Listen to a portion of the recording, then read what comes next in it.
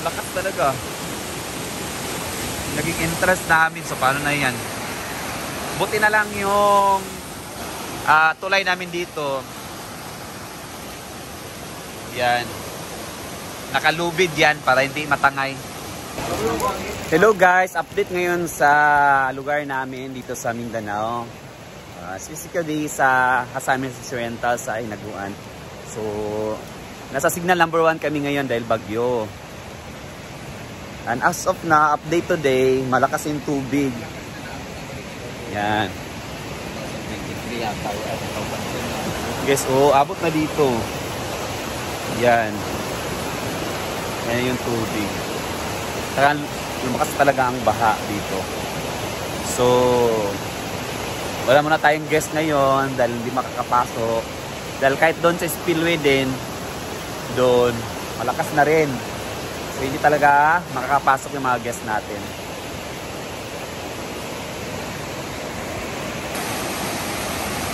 Yan na guys, abot dito yung baha guys, oh. So sa mga apitadong area diyan guys, kanang ingat po tayo. Yan. Parang aabot na talaga dito guys. Hopefully hindi na tataas yung tubig guys.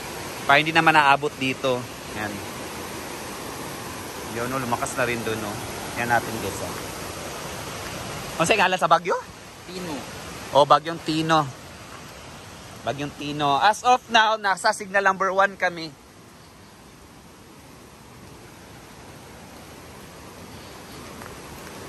Yan. Tingnan natin guys, oh. Yung current talaga ng tubig, ay malakas na. Abot na nga yung hose guys, oh, na connection ng tubig namin. Katakot dyan, baka maputol. Wala ng connection ng tubig. Yan, oh. Oh, parang maano na yung wire. At palagay yan. Pero naabot talaga ng baha. Ayan. Grabe, sobra. Dito din sa may entrance.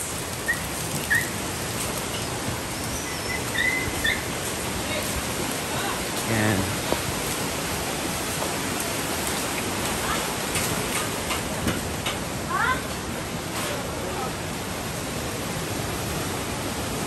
Kahit dito sa may entrance guys, lakas na rin, oh.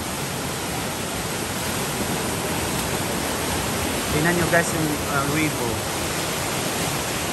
Grabe. So may entrance natin dito. So hindi talaga siya mapapasukan na.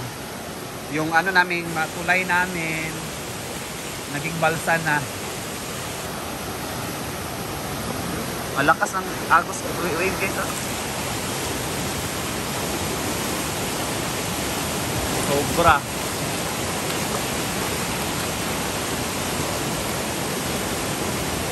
Matatangay ka talaga dito guys.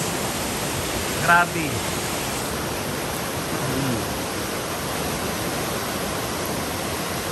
At sobrang lakas as in. Yan.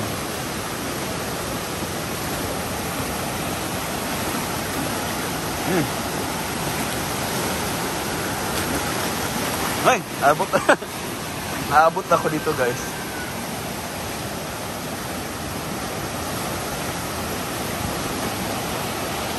Yan, nakakatakot. Hopefully hindi na to aakyat yung taas ng tubig. Baka kasi aakyat na dito.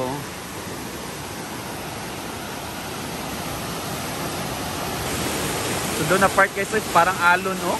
Malakas talaga. Awa na to dito na party ng mga residential area guys. Naabot talaga na Thankfully na parang matas-matas yung Hinaguan. So yan. Grabe, oh. Lakas talaga. Naging interest namin. So paano na yan? Buti na lang yung tulay namin dito. Yan. Nakalubid yan para hindi matangay. So sa tulay, from tulay, naging ano na, naging balsa na. Grabe. Doon lakas din. Yan.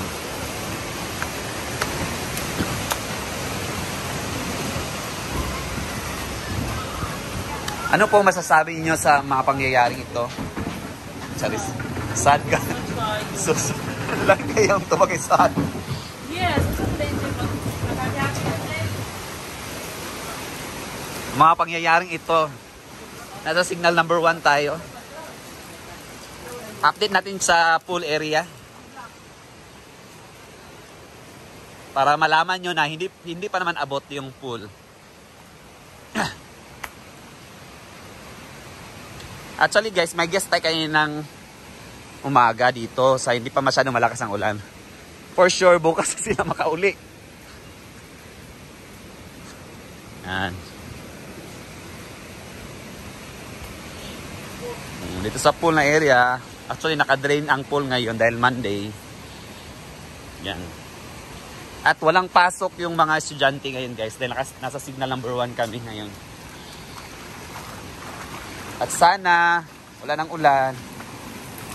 Oh, dito guys, oh, dito sa pool area tayo. Yan. Grabe talaga.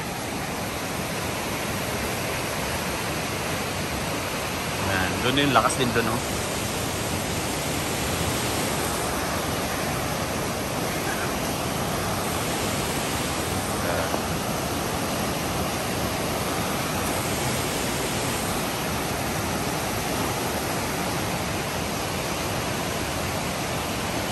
So yan, sa lahat ng mga apektadong area dyan guys, lalo na sa mga nasa sentro talaga yung mata ng bagyo, ingat po tayo guys. Keep safe everyone. At sana for a day lang tong bagyo na to at mawala na. Keep safe po and let us just pray po. Thank you everyone for watching this video. God bless, and yun na nga, keep safe. God bless you all. Bye-bye.